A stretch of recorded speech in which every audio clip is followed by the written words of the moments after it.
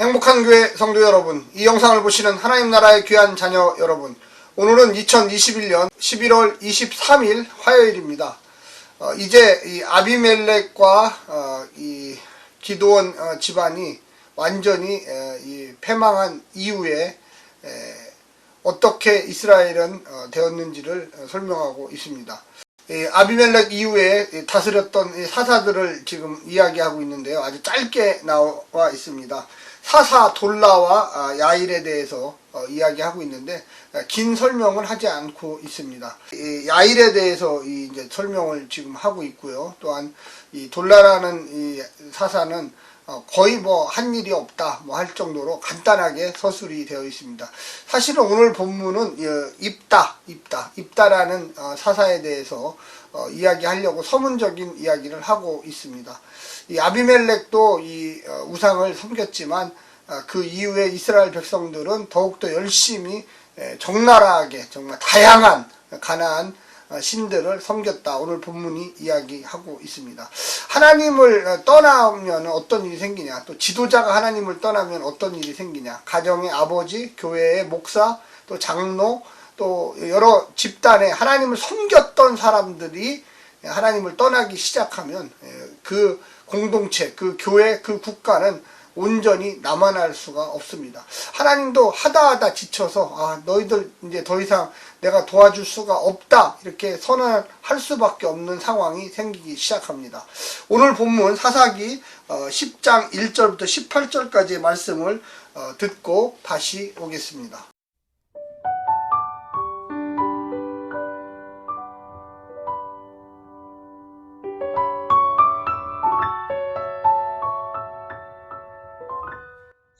사사기 10장.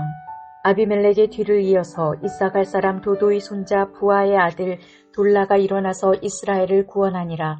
그가 에브라임 산지 3일에 거주하면서 이스라엘의 사사가 된 지 23년 만에 죽음에 3일에 장사되었더라. 그 후에 길르앗 사람 야일이 일어나서 22년 동안 이스라엘의 사사가 되니라.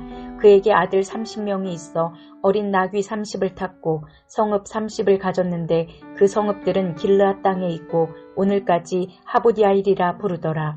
야일이 죽음에 가몬에 장사되었더라. 이스라엘 자손이 다시 여호와의 목전에 악을 행하여 바알들과 아스타롯과 아람의 신들과 시돈의 신들과 모압의 신들과 암몬 자손의 신들과 블레셋 사람들의 신들을 섬기고 여호와를 버리고 그를 섬기지 아니하므로 여호와께서 이스라엘에게 진노하사 블레셋 사람들의 손과 암몬 자손의 손에 그들을 파심해 그 해에 그들이 요단강 저쪽 길르앗에 있는 아모리 족속의 땅에 있는 모든 이스라엘 자손을 쳤으며 18해 동안 억압하였더라.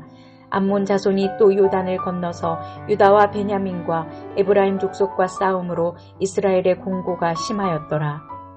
이스라엘 자손이 여호와께 부르짖어 이르되 우리가 우리 하나님을 버리고 바알들을 섬김으로 주께 범죄하였나이다 하니 여호와께서 이스라엘 자손에게 이르시되 내가 애굽 사람과 아모리 사람과 암몬 자손과 블레셋 사람에게서 너희를 구원하지 아니하였느냐. 또 시돈 사람과 아말렉 사람과 마온 사람이 너희를 압제할 때에 너희가 내게 부르짖음으로 내가 너희를 그들의 손에서 구원하였거늘 너희가 나를 버리고 다른 신들을 섬기니 그러므로 내가 다시는 너희를 구원하지 아니하리라. 가서 너희가 택한 신들에게 부르짖어 너희의 환난 때에 그들이 너희를 구원하게 하라 하신지라.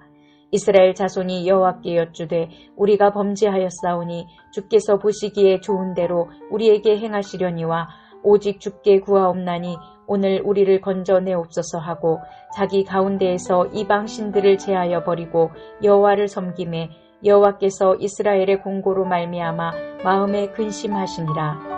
그때 암몬 자손이 모여서 길르앗의 진을 쳤으므로 이스라엘 자손도 모여서 미스바의 진을 치고 길르앗 백성과 방백들이 서로 이르되 누가 먼저 나가서 암몬 자손과 싸움을 시작하랴. 그가 길르앗 모든 주민의 머리가 되리라 하니라.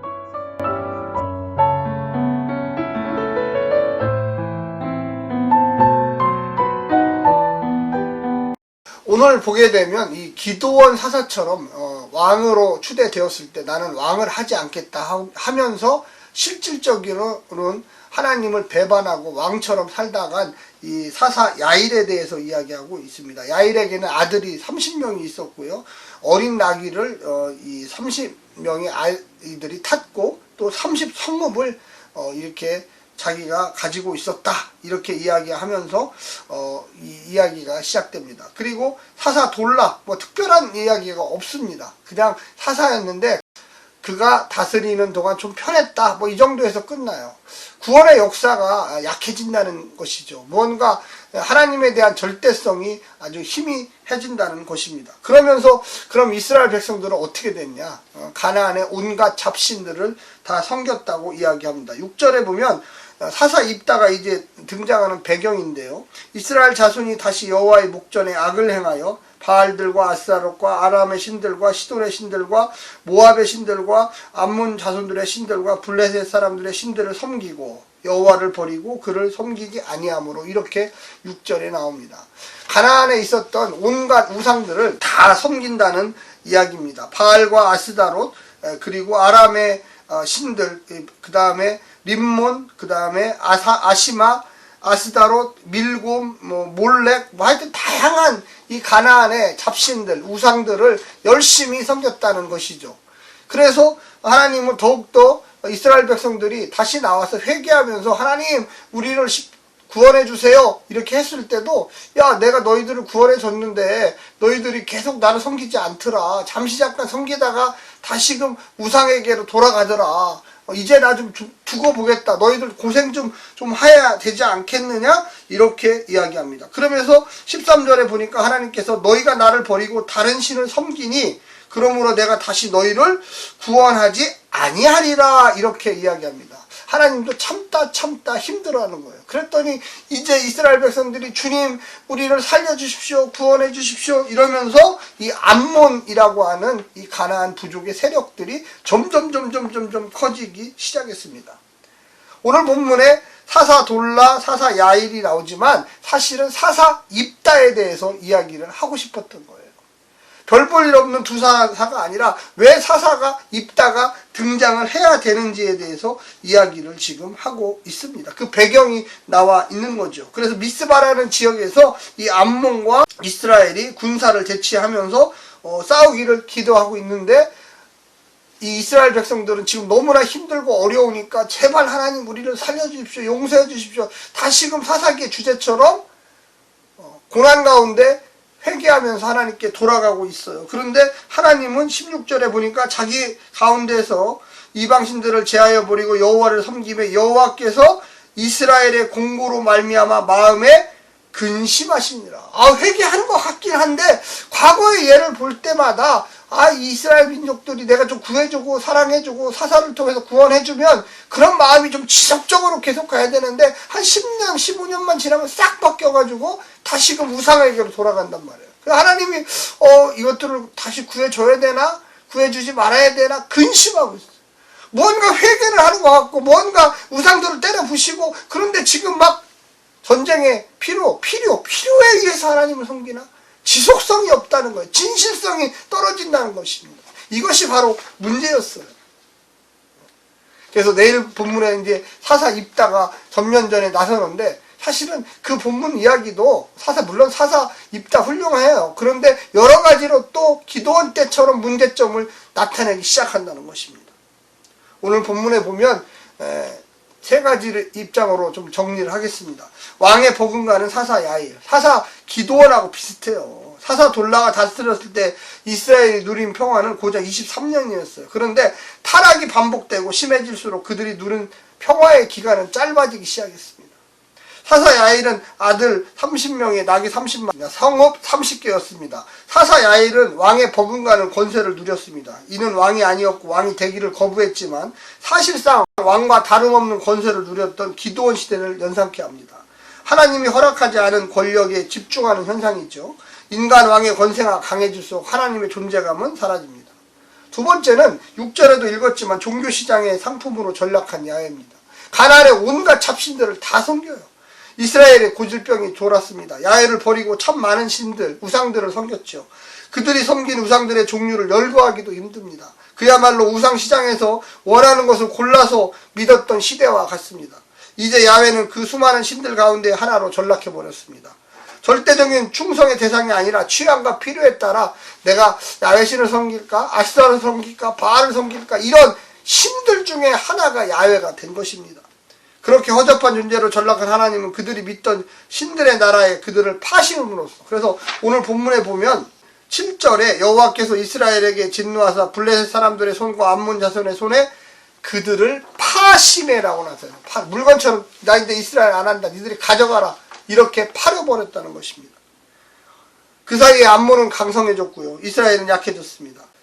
하나님은 그들이 믿던 신들의 나라에 그들을 파심으로써 자신의 존재감을 드러내셨습니다. 18년이나 그들이 고통당하는 모습에 하나님께서는 침묵하십니다. 이스라엘 백성들이 고통을 당하든 말든 무려 18년 동안 아무런 말이 없으셨어요. 그들이 스스로 깨닫기를 기다리고 있었던 것입니다. 마지막 세 번째는 야훼를 금심하게 하는 이스라엘입니다. 이스라엘이 이제 자기 죄를 토해내며 구원을 호소합니다. 하나님 살려주십시오. 하나님도 얼마나 많은 나라들에게 그들을 구원했는지를 열거하십니다. 하나님이 내가 이집트에서도 구원했다, 미디안에서도 구원했다, 여기도 구원했다. 근데 너희들 지금 뭐냐? 사실 우리도 마찬가지예요. 하나님 우리에게 복 주셨고 살려주셨고 구원해 주셨고 영생을 주셨는데 우리는 허랑방탕하고 우리 마음대로 살지 않았습니까? 이스라엘은 자신들이 구해달라고 구할 염치가 없지만 이 길밖에 없어서 구한다고 말하고는 즉시 모든 우상을 제거해버림으로써 하나님을 고민에 빠지게 만들었습니다. 하나님은 싫다는데도 다시는 구원하지 않겠다고 하는데도 하나님을 섬기겠다고 나오는 이스라엘을 보고 근심하지 않을 수가 없었습니다. 그럴 때 암몬이 또 길라앗에 진을 치는 사건이 벌어집니다. 하나님은 더 침묵이 길어져야만 할까요? 그래서 이제 내일 본문에서 입다가 나옵니다. 우리의 삶 속에 하나님을 믿고 섬기고 순종하고, 그런데 또 어떤 분들은 하나님을 떠나고 좌절케 만들고 방황하게 만들고 하나님께 또 구해주시고, 근데 왜 그러는지 모르겠어요. 좀 일관성 있게 내 평생에 이제 다시는 변치 않겠다 하고 하나님을 따라가는 게 옳지 않을까요? 사랑하는 성도 여러분, 좀 확실하십시오. 하나님의 백성들로서 좀 진실하십시오. 중심이 흔들리지 마시고 오직 여호와 하나님만 바라보는 그런 믿음의 백성들 되시기를 간절히 부탁드립니다. 오늘 하루도 승리하십시오. 샬롬.